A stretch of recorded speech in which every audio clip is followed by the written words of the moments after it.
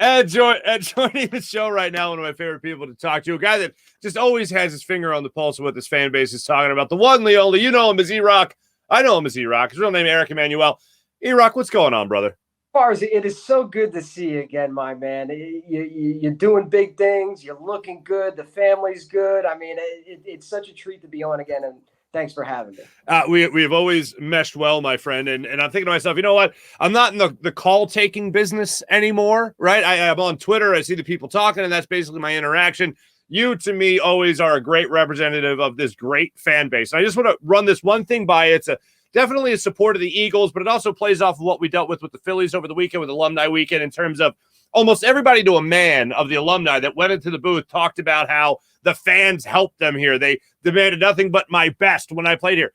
And then 30,000 people show up in Lincoln Financial Field to also support that theory, this time in favor of the Eagles. And you got A.J. Brown tweeting out how great it is. You got other guys tweeting out how great it is here in Philadelphia.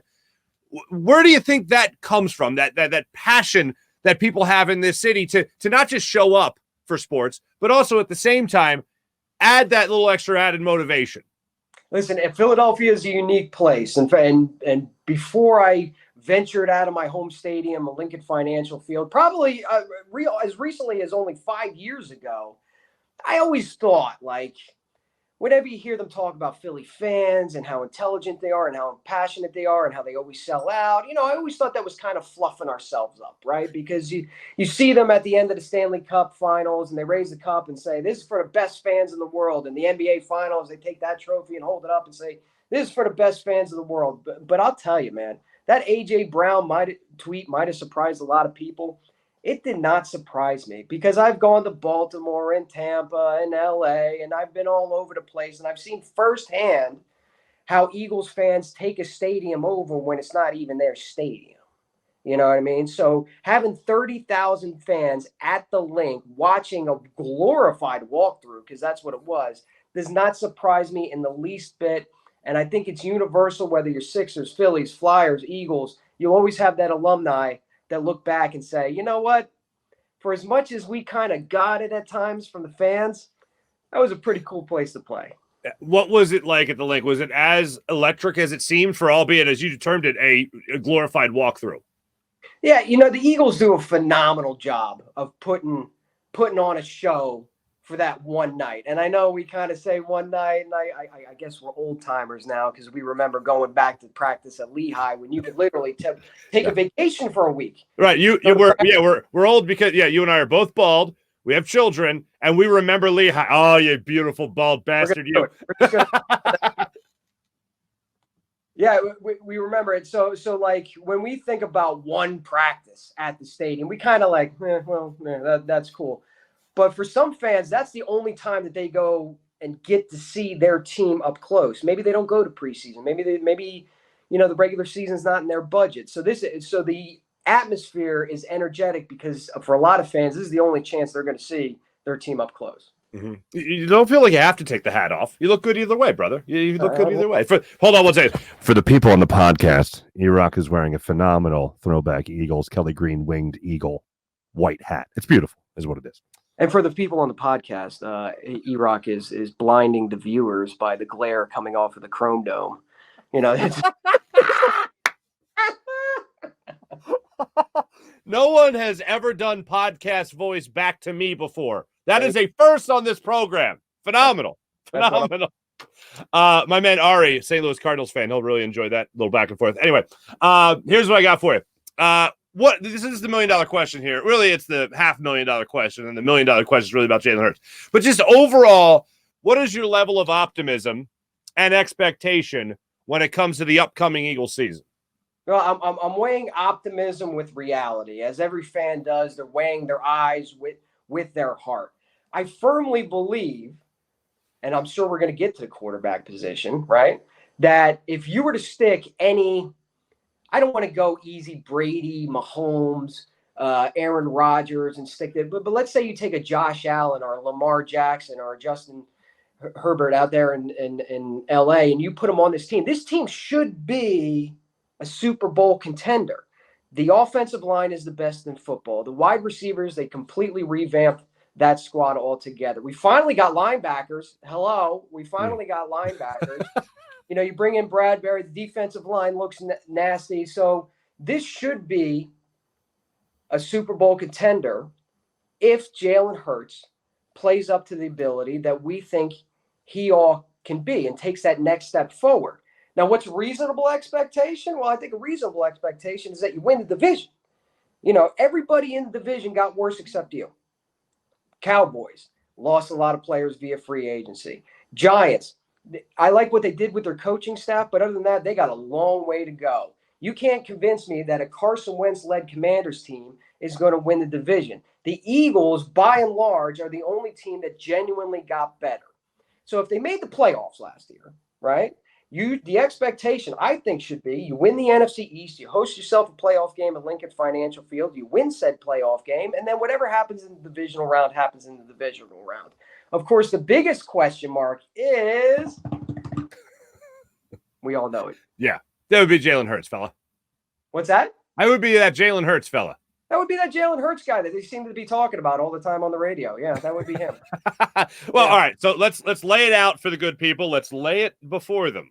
Mm-hmm. I have said many times that I think Jalen Hurts will take a step forward. I don't know if he'll be an MVP caliber player like a Lamar Jackson, who you referenced earlier, but if you could at least get a Justin Herbert with this defense and these weapons, because you're right, A.J. Brown, I think, completely changes the dynamic of the offensive skill or the wide receiver skill set here. I think he is going to take that big step forward. I think this team is going to be a playoff team. I think they are going to win the division. I think they're going to win at least 11 games in the upcoming season, at least 11 games. Quote me on that. Where are you when it comes to Jalen Hurts, and where do you think the rest of the fan base is as well? I think they're right around that 10-11 win area. I mean, when it was 16 games prior to adding that additional game, like there was a pretty definite line between a 9-win team and a 10-win team, right? 10-win team should win you the division, especially if you got 11. Okay, you're right there. I think 10-11 is where you got to be nowadays to sniff winning the division. So I'm right there with you with the 11 wins. I predict 10, but I'm even trying to be a little bit reserved. I expect them to have a winning record, and I expect them to win the division. And my message to my audience on social media prior to last season was no expectations. Let's just go into it and just enjoy football. New head coach, practically a new quarterback, new defensive coordinator. This year, I have expectations, not only of Jalen Hurts and taking that step forward, but what the team is literally in the front office has literally done around him. There's no reason to not have expectations that Jalen and the team to take that jump. I like to put an analogy of relationships on this. It's like last year was like the first 3 months of a relationship. You're just kind of curious. It's like the type of thing where it's just like, no expectations. Yeah, we just got out of a nice relationship with somebody that brought us a nice ring, right? And now this younger guy's coming in here all of a sudden, highfalutin, and the praise of some older people like Jeffrey Lurie. And it was like nice 3 months, nice first season, and now it's like, okay, not only do it again and be great, but Jalen Hurts has to be the guy that you have to decide whether or not he is the Mr. Right or Mr. Right now, which is a thing we've talked about now for 2 straight seasons. So when it comes to just Jalen Hurts, we talked about the improvement. Do you think at the end of this year, are you optimistic enough to look at Jalen Hurts and say to yourself, this guy's going to get another chance to be the starting quarterback here? And if not, not just the starting quarterback here, but the franchise guy for at least 4 more years. Right, because that's a big question because he wasn't a first-round pick, right? Right, second rounder. And there's no such thing, right? So you kind of got to base your decision on Jalen Hurts, and it's not just on Jalen Hurts. Although I'm going into it with cautious optimism, and I'm going to trust my eyes more than I am going to trust my heart. But it really is the team that they built around him. Like, let's face it, this defense couldn't stop anything last year and was on the field way too long. So they're going to have the ability this year to get the ball in his hands more. They've brought in Pascal. They brought in A.J. Brown. They brought in some legitimate wide receivers to help bolster this core. So he should have more passing options where teams can't necessarily double on Goddard or Smitty at all. I also think it's the offensive fit because one of the biggest takeaways that I walked away from in open practice was that there wasn't a lot of throws down the field. And open practice to me verified a lot of what the beat writers have been saying. Because again, we're old timers. We remember Lehigh. We can't go see it ourselves, right? We can't see it for ourselves. We have to rely on what the beat writers are saying. It kind of verified all that. A lot of slant routes, a lot of short passes. Didn't go down the field very deep. A lot of run plays, a lot of Jalen Hurts escaping the pocket. But imagine, if you will, that A.J. Brown wasn't brought here solely for the purpose that he's one of Jalen Hurts' closest friends. Let's assume that it's the type of receiver that he is, and he's a yak guy, right? And Smitty is a very productive yak guy. Goddard, unlike Ertz, is a yak guy. Pascal, yak guy. Quez, yak guy. So you have the West Coast offense, a little old head history lesson. The West Coast offense was invented by Paul Brown while he was coaching the Cleveland Browns because he had a noodle-armed quarterback and couldn't push the ball further than 30 yards down the field. Bill Walsh took that system and made it famous in San Francisco. But it's the same kind of theory of what they're doing here. Okay, Jalen doesn't have that deep ball. Let's get a bunch of guys who can catch the ball, have great hands, have a lot of speed, get the ball in those playmakers' hands, and those big explosive down the field plays will come from yards after catch instead of air yards. I'll cross my fingers that that's the way it plays out. I will say that, and I don't think you're wrong at all. Yes, those guys can do that. Quez is the only guy. Yeah, he has that ability, but he does have that deep route, take the top off the defense type of thing as well. And my thing with this, and just the last thing, we're going to wrap it up on Hurts as far as just him goes, and not just the way the fan base feels, but with Jalen Hurts, I am not a proponent of the argument that he's got some terrible arm. I think he's got a good enough arm, a strong enough arm. My bigger issue is the accuracy of that arm. And I liken it to Nick Foles. Like, Nick Foles didn't have some cannon, but he was able to throw that pillow down the field and dot an I. Yeah. I think Jalen Hurts, if he comes back with more of that quality, without the rifleman mentality over the middle, which would still be nice to have, but I don't think he'll get there, that accuracy will pay more dividends than I think power when it comes to Hurts. Where do you lie on his arm? Listen, there's certain God-given abilities and there's certain things you can learn, right? And one of the biggest critiques of Jalen Hurts last season was his ability to read a defense and then push the ball down the field with the deep pass. God gives you the arm, all right? He's never going to be Brett Favre. He's never going to be John Elway. You can't work on that. God gave you what he gave you, right? But what you can work on is the ability to read the field and those mechanics, which at times were a little shaky, that provides accuracy. Now, Jalen's been in the offseason with all the quarterback gurus working on the finer points. He's got that mentality, that mindset, right? Constantly working on his craft. So you would have to assume that he's going to take the jump in that department. And Mark, I think you hit it right on the head. If Jalen Hurts can take the step in that department specifically, and at worst be a B- quarterback, explain to me how this team doesn't win the division. I cannot, because I would be lying to you, and I respect you too damn much to lie to you, my friend. When it comes to the fan base, where do you think they are in terms of full support behind Jalen Hurts? I shouldn't say full support. I should say belief in Jalen Hurts that he will be the guy of the future, or just a guy that will get us through another year. Man, like every quarterback that wears the midnight green that's labeled a starter in this town is always going to be like remember McNabb, and of course, we're old heads, right? and then remember Foles, and then remember like it's always going to be a division of people that either fully support him or want to see the Eagles move on from the starting quarterback. That's all. And this quarterback is no exception. And in fact, because he's kind of unknown and we're arguing those ceilings and those floors and what is he and what isn't he, I think it's more divisive than anything else. Bottom line is proven. W's matter. You know what I mean? Points matter. Leading the offense matters. I'm good with all the intangibles, and he's got everything that you would want. He's built for playing in the city. That's all well and great. Now we need to prove it. Now we need to prove it on the field, and I think he will. Okay, I'll take it. If you would indulge me for a second here, if you would humor me for a second, I think of all the people fighting for positioning in the preseason, I think they're just battling for second place because you, my friend, have won. You have already won the preseason. And I talked about this on the show yesterday and how brilliant it was. Chef's kiss to it, my friend. Beat writers have been hypercritical. and then to a degree, as they should be, of Jalen Hurts. So you decided, let me be hypercritical of those little beat writer babs out there, and you handled your business. So the first guy up, I think, was Jimmy Kempski. This was your tweet. Kempski, the first guy on the field. Yeah, yes. I'll be charting the beat writer stats tonight on the open practice. Kempski showing some leadership on the field, being the first man in, the last man out, kind of a beat writer of the people. Yeah. Those skills on the field. Brilliant. But now, did you go in? Did this just hit you when you were sitting there at the link, or were you like on your way down, or were you tailgating? Oh, wait, I have this idea, or just hit you in the moment?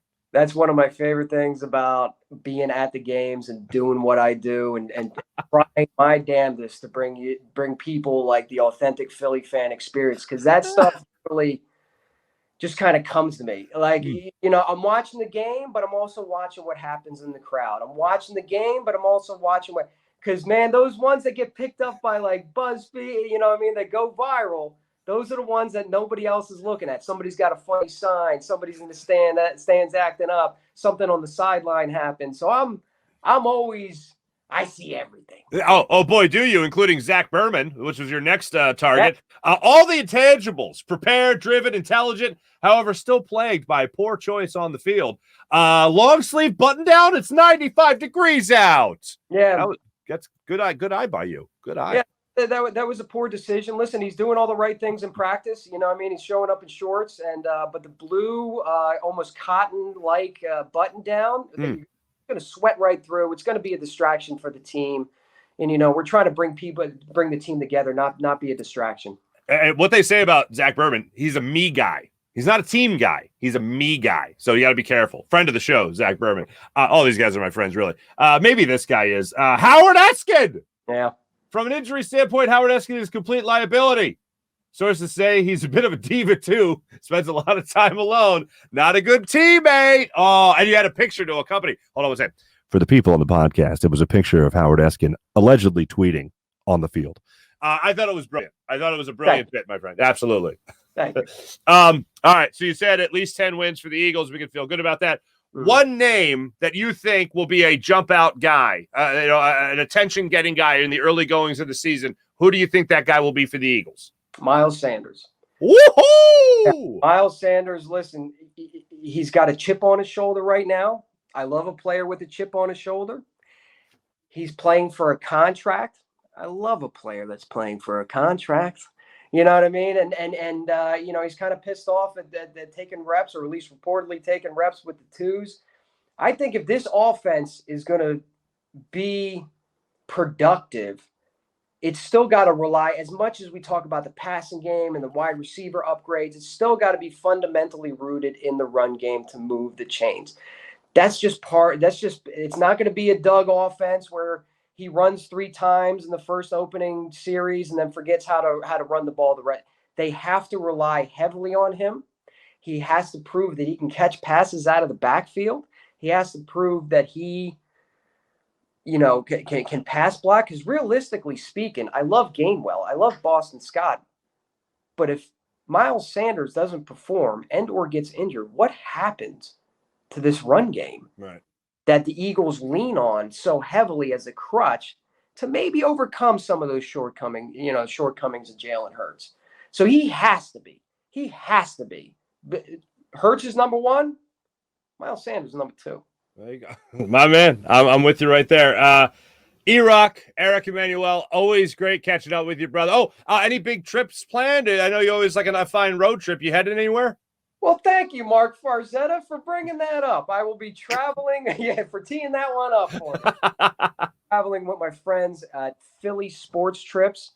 We're taking a bus trip. We've got 15 buses coming from literally all over the surrounding areas.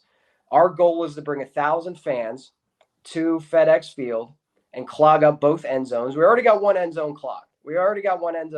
And the Commanders are not very happy about it, but we're buying tickets, so they keep selling them to us.